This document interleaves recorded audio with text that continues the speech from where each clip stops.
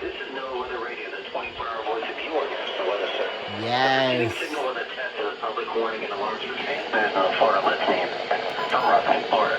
This also tests the same system or specific area message encoder. The same system will alert only the county or counties affected by a particular warning.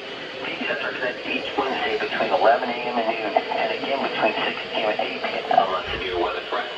This concludes the weekly test. We now return to regular program. Yes.